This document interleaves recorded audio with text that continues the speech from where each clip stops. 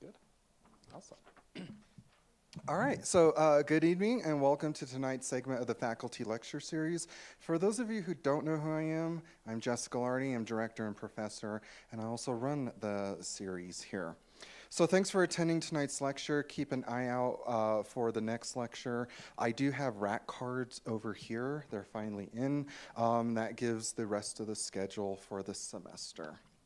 The next lecture is next Thursday, same time, place, October 23rd, featuring Dr. Chris Ringhamer from biology.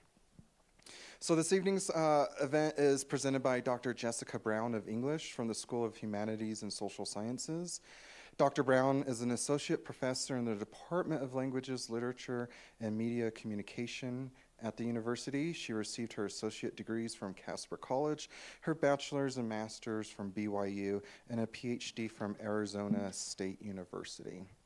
Her teaching and scholarship focuses on the history of book and medieval literature. In 2025, she was awarded the Lang Fellowship by the Rare Book School, and she is also currently studying in the American Academy of Bookbinding. She has 2 dogs and 4 chickens. Tonight's lecture is titled, Can I Touch It? Old Books and Matters of Access and Equity. And in her words, one of the problems with very old books is that they are usually living under glass or in special collection libraries. These materials are often available in some way to students, faculty, and the public, but they are sometimes underutilized. After working as a Lang Fellow at the Rare Book School and attending the American Academy of Bookbinding, Dr. Brown would like to suggest new models for how we think about and use old books. As we better understand how to access and interact with these materials, we build avenues for equitable, interactive, interdisciplinary engagement with the history of information. So help me in welcoming Dr. Brown.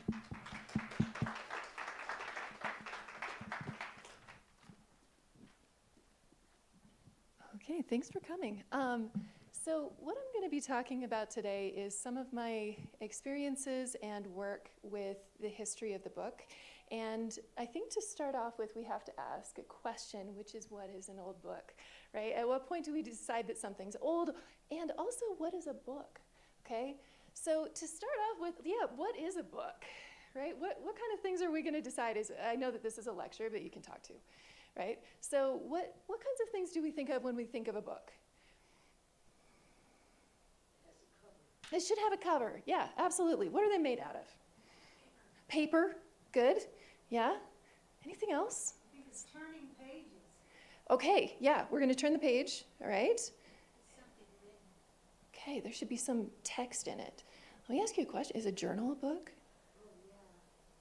Yeah, so it could have text or not, like maybe, I don't know. Like, is a journal a book or is a journal a journal? Oof, okay. What's that? A journal's a book. As soon as, yeah, good, okay. Okay, so this is a cuneiform seal, all right, from the Babylonian Empire. And what they would use these for is, it's a stamp, okay? And so what they would do is they would roll them in the clay, all right? And it's kind of like your signature stamp that you put into the clay afterwards, all right? And it asks the question, right? Are cuneiform tablets a book, right? They could probably have covers, okay? At what point do we decide that this is a book? Okay, here's another one. Okay, so this is a papyrus scroll. This is Dead Sea Scrolls, right? So is this a book, right? At what point do we decide that something is a book? So one of the really important things that we have to think of with these kind of questions is we have to start thinking about books not necessarily as a fixed thing, but as a developing technology. All right, that is applied and reapplied in different places. So, for example, have you read a book if you listen to it on Audible? Okay, people have opinions about this, right? But you've listened to it, right? So your access to that kind of technology is going to be a different experience, right? But at the same time, we say that we have read a book when we listen to an audiobook. The next question, right, is a Kindle still a book? It doesn't have pages, it doesn't have a cover, but it's a technology that we've used to access information, which, I mean, like the next step is the internet a book, right? Are videos books? At what point do we decide what the boundaries are around these different technologies? So when we understand that we go from the clay tablets here to papyrus, where it was just before, right? Papyrus They make these scrolls from papyrus plants. They're sliced into really thin membranes, all right, and then kind of smashed together. It's how a lot of the history of the very old ancient world is transmitted, especially around the Mediterranean. But there's a problem. There are no papyrus in Ireland, or papyri, I apologize. There are no papyri in Ireland, right? So when you start going north, you start asking the question, like, how do we adapt the idea of written information or written communication when you start moving to Germany, all right? And like the shipping of papyrus is less convenient than something like this, which is vellum, okay? So vellum is stretched animal skins. It is not leather. Leather is a chemical process. Vellum is a physical process, all right? So what you would do is you take the animal skin, you soak it in lye, depending on how warm it is that day or that week, okay? It can take anywhere from about a week to a couple of weeks, okay?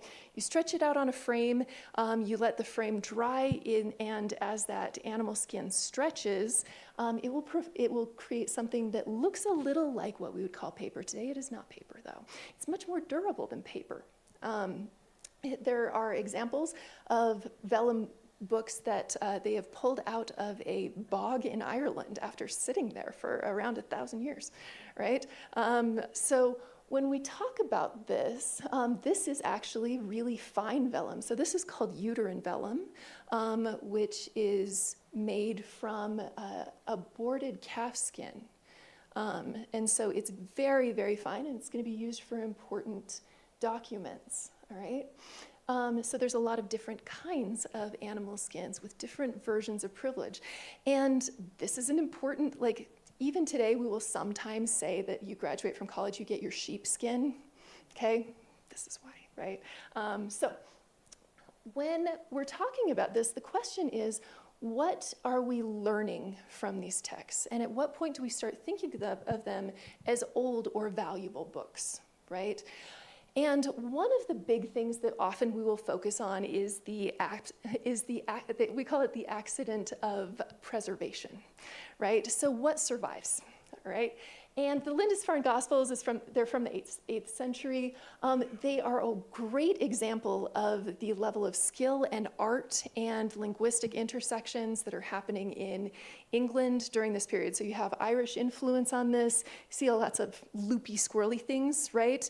So this is, and let's see. And as you look at it, if you look very closely, I don't think this page, oh, it does. Okay, so it will be in Latin, but you have little notes here because very early monks were not great at Latin all the time.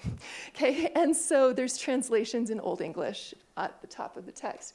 But it tells us a lot about the art and production when we're moving toward the idea of a codex, or what we would call today a book, the thing where you flip the pages. This is a good representation of the development of this particular technology. Here's another one. This is the Codex Regius, and it is less pretty, okay? But this is one of the most important documents for the people of Iceland and for Marvel fans, okay?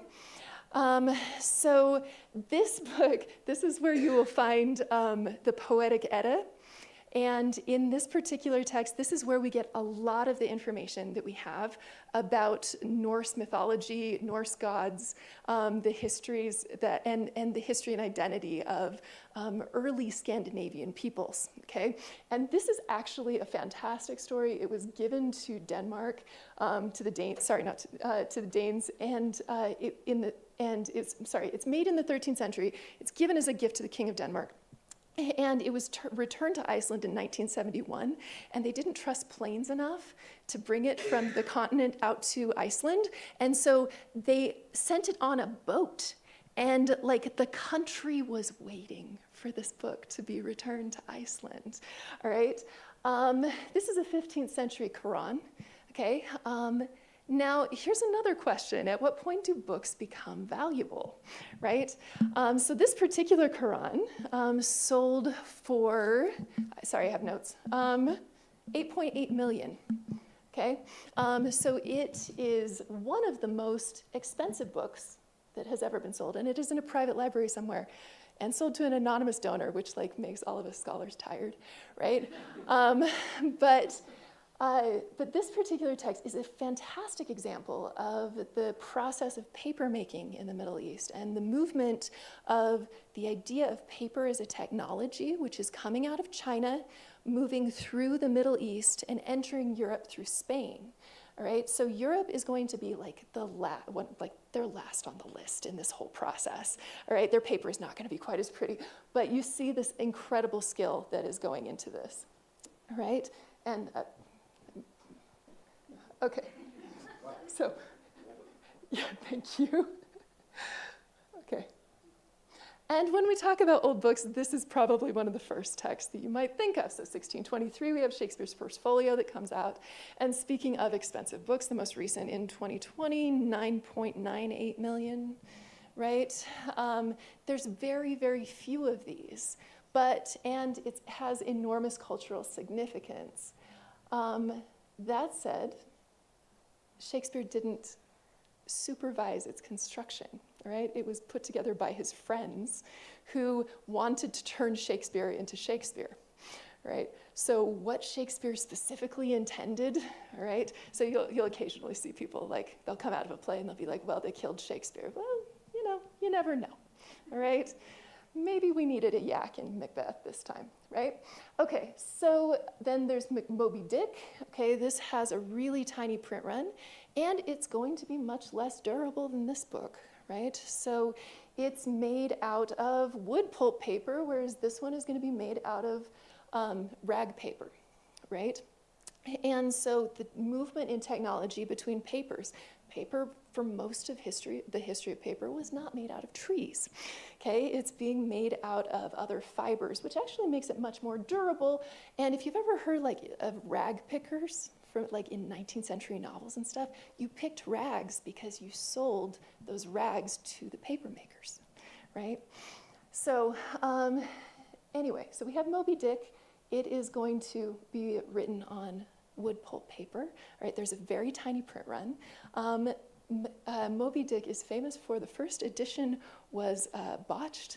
They omitted the epilogue and they moved a bunch of sections of it to the appendix that were supposed to be in the middle of the book. So the book completely flopped when it came out. It's actually only a later edition of this book that becomes the successful scourge of American literature students, right? And then The Hobbit, okay? So this is going to also be one of the, in 1937, at this point, are we old booking, right? When we hit the 1930s? Maybe, I don't know, we're expensive booking, right? But let's see what The Hobbit sell for recently. It goes between about 40 and 300,000. So compared to the other ones I've shown you, we're good, yeah? Right? But it comes out September 21st, 1937. It has a very tiny print run because they thought that it would not be successful. Okay. The Lord of the Rings is less expensive because he had already been wildly successful with The Hobbit. Okay, so there's this question, all right, underneath all of this. So I have this title of my presentation, right? So why do we need to touch these books? Why can't I just keep showing you pictures forever, right? And lecturing on a stage and letting you know that like this is what we need to learn from the book, okay? But there's this really interesting thing that happens when you are first experiencing these old books. First of all, like there is fear, okay? I remember my first trip to special collections as an undergrad, right? And then a little bit later in graduate school, I found myself working in some libraries, right? And I remember the first time I worked in the Bodleian Library, right? I had been like wildly threatened by all of my teachers, right? This is what you need, this is how you need to handle the book, all this kind of stuff, right? And so I'm looking at this 15th century manuscript, right, in the Bodleian Library, and I'm like, I can't break it, right? No, I broke it. Okay, like I open it up, the whole thing cracks down the middle, and I was like, I just broke Oxford. Okay, and I bring it up to the librarian there, and I said, it cracked down the middle. And he looks at me and he's like, that happens all the time, right? And apparently just nobody else cared about that particular book, and nobody had opened it in a while. Like, we're fine. But there's this kind of anxiety, right? Because we are used to things like this that are insanely expensive, living behind glass, relatively inaccessible to the public, right? You're going to have like a very rich person that will like invite their friends over and, you know, like they'll point at their glass case in the middle of their copy of The Hobbit, right? This is the picture that we have. But the reality is that old books are not usually terribly rare. There's a lot of them, right? And there's a lot that we can learn from the physical experience of interacting with this technology and the development of that technology. I'm on a bookbinding group, all right? And I asked a terrible question, guys. I asked them if I should rebind a book. I have a first edition Dickens over there that I found. And they sold it to me for nothing because like the cover was falling off and it was falling apart, right? And I was like, should I rebind it? Which is apparently like the bookbinding version of asking a Star Wars convention if Han shot first, right? Like I had like 45 comments on that sucker like before the next day. And I was like, guys, thank you, we're turning it off. The librarians were the most helpful. And then there's like really grouchy old people, right? And this is one of them, right? So I was always told by collectors and binders that first edition should not be rebound. Not sure what value the students would gain from flipping through it. Perhaps better lesson might be to treat it with care because of what it is. All right, okay. So actually, this is the the behold it's old approach is really common. Yeah, go ahead. And then, It is interesting that the treat it with care does not include rebinding in any way or stabilizing it.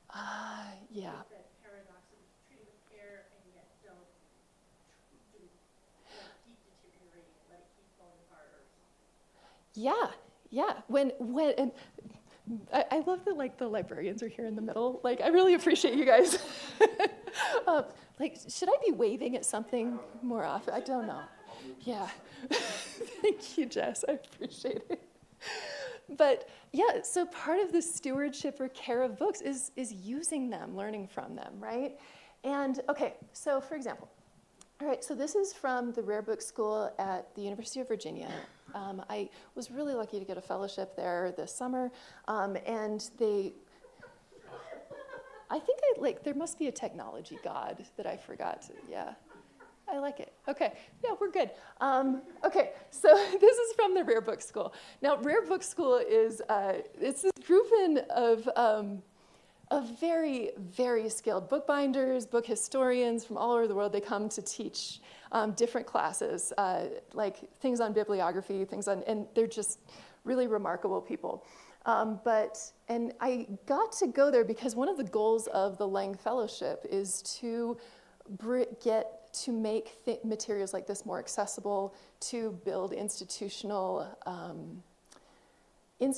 resources, institutionalize the accessibility of these older books, right? And so one of the things that they did do is they took us down into the University of Virginia Special Collections Library, and we got to see some of these things. So this is, so Uncle Tom's Cabin, when it comes out, is wildly popular, right? But before that, it's actually published in a newspaper, all right? Which was kind of a common way to test whether or not your book is gonna make it, right? So are people buying the newspaper, or do they wanna see what happens next week, right? And this is a Quaker newspaper specifically. The really cool thing about this though, okay, you look at this picture, and I'm showing you the picture, and you're like, ah yes, Uncle Tom's Cabin was in a newspaper. Commit to memory. Here's the thing about the newspaper. Number one, the newspaper was the size of that table, okay? Number two, the thing is, okay, I don't know if you can tell how tiny the print is on this, all right? But I would say that this is like 6-point font, all right? Like my eyes are not gone yet. I still have time, but like it was hard to read, right? Now the thing you have to remember is every one of those letters is being set individually by a typesetter, and the papers have to come out constantly. Now, this is not an everyday newspaper, all right? So it is not the amount, there's not that kind of hurry to make sure that everything is, the paper's ready to run the next day. But this is one of the reasons why print companies, why printing houses, newspaper printing houses, caught on fire a lot, because they would use, they had lights burning all night while they are working on typesetting and trying to get get it to press. And you don't know to ask these questions, which I did. Like I cornered my book binding, my instructor, and asked him like 400 questions. It's fine. But like they signed up for this, they let me come, so it's really their fault. And so the thing that I wouldn't have known to ask this if I hadn't been standing there in front of it, right? Here's another one. Okay, so this is the Malleus Maleficarum, which you can see sideways, okay? It's actually not that uncommon a book. What's cool about this one is it had medieval, it was backed with medieval manuscripts, pages, okay? So this is the book it's The Hammer of the Witches, right? It is printed throughout Europe. And Europe, I know that all of us are used to the Salem witch trials, okay? Europe made the Salem witch trials look cute, right? Thousands of people are executed, and many, many more are tried. Like Scotland is a terrible place to be, right, in this period. And another fun thing about it, they did not burn witches in the Middle Ages, right? This is an early modern thing. So you can thank the Renaissance, the rebirth, right? That's when we start burning people. And you want to know what else happens during the Renaissance? Okay, the invention of the printing press. And the two things are connected, okay? Fear of witches is coming from the production of pamphlets and texts like this. And they're more accessible. And so you have a kind of witch, a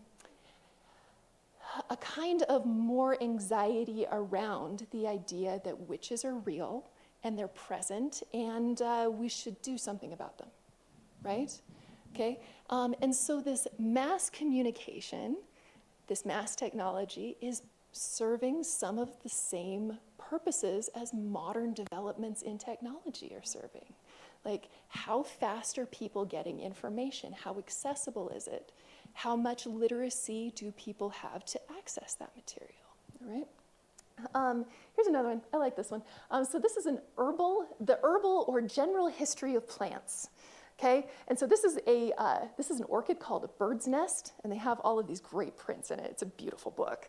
All right, it is not used in physics that I can find in any authority either of the ancient or later writers, but is esteemed a degenerate kind of orchis and therefore not used. It is a degenerate orchid. Okay.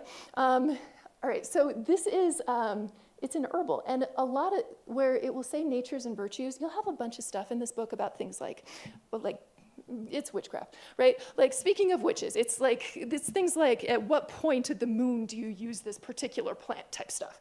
But the really cool thing about it is this, okay? It's not this, it's this, okay? This is a list of all of the people who borrowed it from the manor house. Okay, so you have these manor houses that have stacks and stacks of books that are not terribly accessible to the public. They're very expensive, right? But they're not living there all the time, all right? You have books like this that are being borrowed and applied across the area around the manor house, right? And so you have these lists of people, and you know what? Most of them are women, right? Which is kind of like, you don't get this information if you're not looking at this. Here's another one. This is a text on early modern astrology, and there was a note that somebody wrote into the front page that I thought was funnier than the actual book. Okay, prognostications by charlatans and quacks. Right? Okay, or this one. This was when I was in Oxford. So I was looking at this Saints Miscellany. which is just like a big book that's full of saints' lives and popes' lives and stuff like this. So the Oxford is famous for the Oxford movement. They were not a big fan of the Pope. Okay, so they went through this entire medieval manuscript and crossed out the word Pope every time they found it. Every single time in the entire book. Okay, it shows up a lot because there's all kinds of lives of the popes and stuff like this. This is a medieval manuscript, but they went through and crossed it out every time. All right, so censorship. Okay, these kind of texts. I had read about this manuscript in a bunch of different places. I had no idea that this was going on. And so you have this book that is a medieval book, but it has uses and relevance to the moment that people are accessing that technology, right? So, and finally, I will get to the end of telling you about all my cool books, but this is a Paris Bible, which is, again, from the Rare Book School. Now, these are really, really neat. Now, for the most part, Bibles, you do not find complete Bibles from the Middle Ages for the most part, okay? The earliest complete Bible is the Codex Amiatinus, all right? And it weighs about 75 pounds, if I remember correctly. Okay, and it's huge, and they had an entire flock of sheep that they had to raise in order to create this book. And it was a gift for the Pope, and like they died halfway to the Pope. Okay, and so it lived in Italy. It was actually made in England. Okay, here's the thing. In the 13th century, they developed a technology to make vellum much, much thinner in Paris. Okay? And you have this very tiny writing. You can see my instructor's thumb there, and it's very tiny, right? And remember, this is being written by a quill, and it's pretty, right? Here's why they produce this technology. It's always about demand, right? They produce these because you have priests like the Dominicans, whose job it is to track down heresy, okay? And in order to track down and prove that a person is a heretic, okay, you need a reference text, okay? And so you need to be able to carry this text with you, which is going to lead to the idea of the Bible as a mass-produced text, as widely and wildly accessible, right, to people. So this idea that that books don't just live on a stand, right? That the text that the priest is reading from don't live on a stand. And for the most part, in the Middle Ages, you don't have a whole Bible. Like the priest up at the front, he doesn't have a whole Bible either, right? It's going to be mostly like things like the Gospels and the Psalms, right? Like people are going to just kind of like ignore the book of Ezekiel, right? Unless, they're really interested in there's some specific interest for that book. But here's another thing. Okay, so you have vellum that is very, very valuable. Why do we have this big square around it? Why aren't we writing to the edges? I like it, but there's no writing, right? Yeah? What's that? Dirty fingers. Yeah, that's why. Okay, because think of how much time this took to handwrite, right? And so my teacher's thumb is right here, right? And so you have these edges, right? So that there can be damage to the edges of the book without damaging the text. Okay, all right, so the question is, how do I bring something like this? Okay, these are really expensive. I did check. We can't afford it, all right? Unless we sell a couple buildings. So the question is, how do you start helping students to access and learn access these kinds of materials or access this kind of information or experience when that was University of Virginia. They have millions of dollars allocated to their library, right? And so this question of experiential learning is really important. And so one of the things that I did is I went to the Texas A&M History of the Book Seminar. They also have lots of money, by the way. But what I did was okay, so this is them teaching me how to card wool, all right, to make ink balls, okay? And these are our instructors. So this is an English Common Press. And our job that week that I was there was to make our own book. Okay, and go do every single step, including carding the wool, right, making the ink balls, nailing the ink balls to these like little wooden posts, okay? And then they didn't let us make our own ink. They told us why.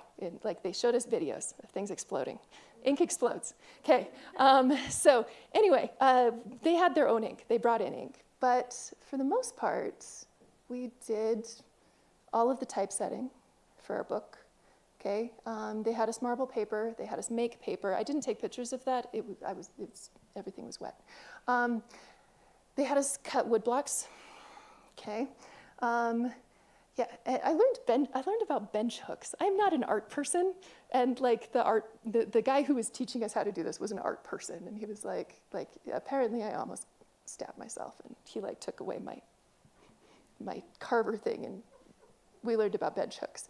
So when we talk about this, how do I bring something like this to a place like Adams State? Okay, so part of this has been like my work as a Lang Fellow. Okay, so for example, this is Leaves of Grass.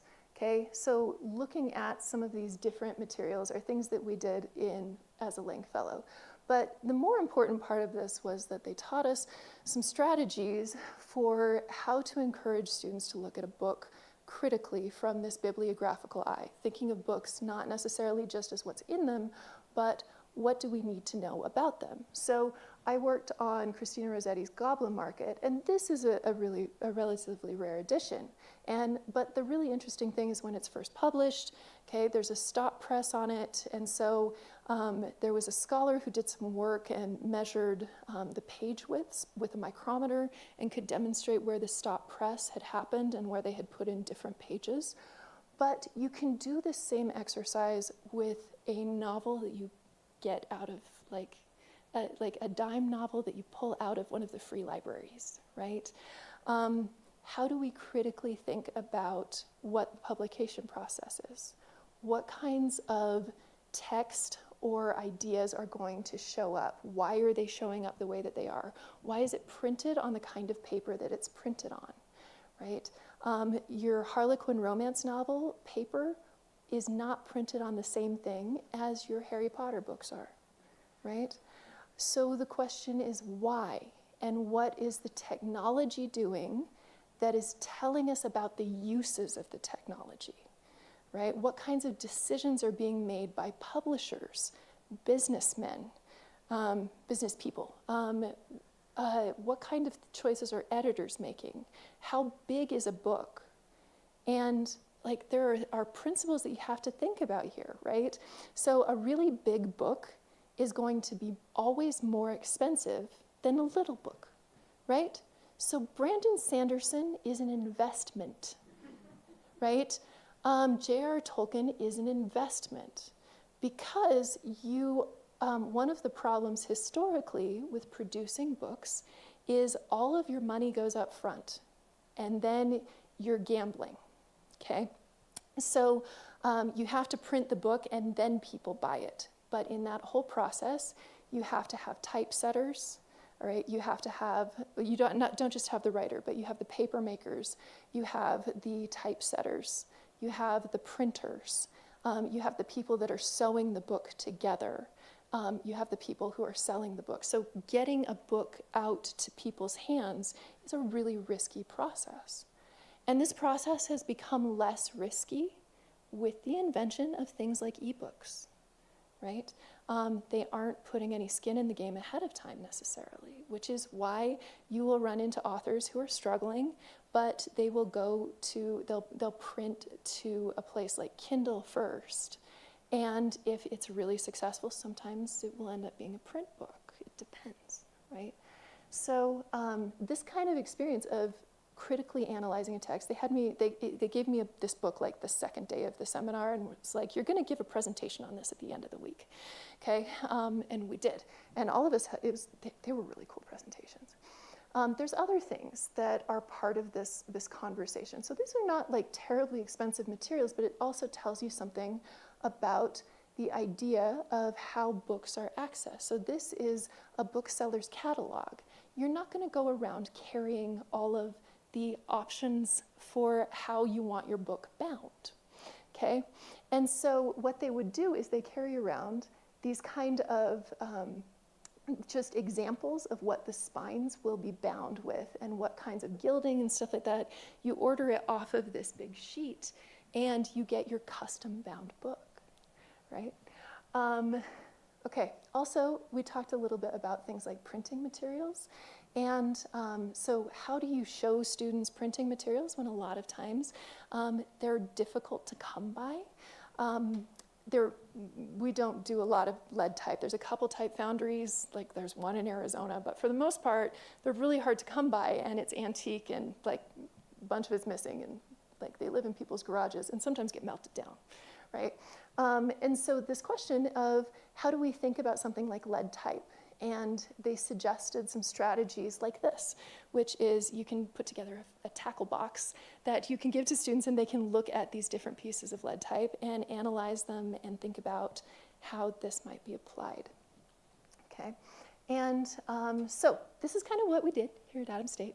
Okay, so over the spring of 2025, we did some work on history of the book and bookbinding, and the focus of the class was on this process of not necessarily like we have to look at all of the expensive books everywhere, but through this idea that that learning the processes, thinking about books as technology, understanding the history, and then trying it out ourselves was part of this whole process. So this was the first stab that we took at paper making, okay?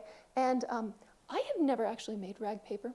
It turns out it is harder than it looks. So I sat in my bathroom with a drill and a paint mixer with cotton for 2 hours, and my dogs thought I was trying to murder them. Like, speaking of dogs, okay. And so I sat there and it still didn't really work. Apparently, you need a very specific kind of agitator, and it made me understand. So the water-powered agitators that created pulp to make cloth paper was invented in the Middle East during the early Middle Ages, right? And this was like a huge deal when it happened, right? And this experience, like, I believe, like, I am also grateful to those people with the like water-powered mills. Okay, so anyway, but this was their first stab at it. So anyway, it didn't really turn into paper, but they made great washcloths. So, all right. Amanda, and I will also mention, we did also use recycled paper and make paper that looked like paper. So this was not entirely a failed prospect. So Amanda Legden, who's right here, and she really supported this class a lot. All right, and she taught a seminar on calligraphy and a seminar on book handling as well. And these are our students looking at the old books that are available through the Adams State Special Collections Library, right? And this idea of, can I touch it, right? Yes, you can, after you wash your hands, right? After you leave your water bottle outside of the room, after you have, and so like these are undergrads who are having this experience of working with really old texts and thinking about their relevance to their majors. So we had art majors, education majors, English majors, and I think, yeah, I'm trying to remember, I think we might have had a history major, but in any case, through this entire process, they're learning to access these things so that later on, it is part of their teaching. It's part of their ability, their way of thinking about this is not they are not telling themselves that this is a thing I can't do, right? That this is a thing I can't access, that this is only for, like people who go to Oxford, right? Right? And it's not. It is a lot of times I think the perception of the idea that this is not something that is accessible or available to our students can stop them from learning, right? So here's some others, okay? This is them working on calligraphy, okay? And Amanda brought in parchment, and they got to compare different writing supports and try some different calligraphy things. I learned that I'm bad at it. Yeah, like that's yeah. We also had them typesetting. So I brought in, so this type was donated to me by a retired bookmaker at Stephen F. Austin University. So he's a printmaker and a bookmaker and an artist, and he was a professor there. And he offered to give me these trays of type. And so our students worked on this, and eventually, like these couple of lines took about a week. Okay, it's some of you are laughing. Yeah, it was like it's not easy. And we tried printing on different kinds of paper. Okay, and it seemed like the rag paper took the ink the best, probably, and maybe second best was the cardstock. The homemade paper was angry. Okay, but we tried this on a bunch of different kinds of paper. Okay, here's another. This is another group that typeset. So that's a typeset that they worked on. And the idea is, here's the thing about setting type that will make you tired and sometimes say bad words. Okay, you have to lock it in, right? Do I have typesetters in here or printers in here at all? Okay, I'm seeing some of you nod. Because you have to lock it in, all right? Because if it wiggles, it's broken, okay? And so everything has to be set tight, okay? And so this is what this guy does right here, is it takes this bar and pushes everything up to the top, but you also have to lock it in from the two sides. They weren't quite finished when I took this picture. And so you have to lock it in from the sides and lock it in from the top and the bottom, which means that your spacing has to be perfect, okay? And you're not thinking of spacing as I'm gonna hit the space bar, right? You're comparing 20 different little lead pieces, okay? And trying to figure out which one is going to make your line tight enough that it's not gonna fall out when you go to do this, right? Because this is a poster press, but something like a platen press, and I don't have a picture of it, but or even the common press is going to the common press will rattle, right? So that press that I showed you earlier that my teachers were working on. But there's also platen presses that show up in the 19th century, and the type is vertical, right? And so they have this mechanism that pushes the paper against it. And so it has to be locked in carefully, which is why it takes a really long time to typeset, right? We also had them make books, okay? This is them rounding the spines of their books. You can see the hammers. So you have to hammer the book into a circular spine. If you have just a flat spine, it'll crack, right? These are our students in some of their books, okay? Abby Kemper made a copy of The Secret Garden for her final project, okay? This is Sinead Gorney, and she made a monster book, which was absolutely fantastic. My point with all of this is that quite often I think that the idea of accessibility, or that these kinds of things are not accessible to our students or to us as instructors, can be really complicated. But at the same time, that's one of the things that we're working on as a university and as instructors. This was a collaborative process between the library, between art, between English, and with the support of the Provost's office when we taught this class, right? And part of the Lang Fellowship's goal is to also provide funding that will help support institutional resources. So there's some grant money that's available through the Lang Fellowship that we'll be using to help build up our special collections library. But it goes back to this idea of what are we allowed to touch and what aren't we? And I have a couple of old books up here, and the reason that they're usually under glass is because you don't want everybody touching them, but you're welcome to come up and I'll show them to you. I have a this one is from 1675, and this is the first edition of Dickens. Okay, neither of them are extremely, extremely valuable, but they're really useful as teaching products. So this one, for example, is printed on rag paper. It's bound in leather. Its spine has some issues, but it is an original spine. And the really cool thing about it is it has all of these fold-out pages. Okay, because this is a really early periodical or academic journal that comes out. It's written all in French. It's printed in Amsterdam. Does anybody know why it's printed in Amsterdam? No? Okay. Censorship. Okay. So Amsterdam had much less stringent censorship laws than France did. France had this insane process to get anything published, right, through the 1600s and well into the 1700s, and then you run into Napoleon and stuff, right? And so quite often you will see texts that say that they are published in Amsterdam, but they're printed in a different language. You'll also see things that like they're trying to get around that they're printed in Amsterdam, and those are kind of cool too, but this one is specifically printed in Amsterdam. And this is the book that I fixed anyway, even though she told me not to. So this is the text that's a little bit available. So you're welcome to come up, and I'm happy to chat, but that's most of what I have for you today. So thanks for coming.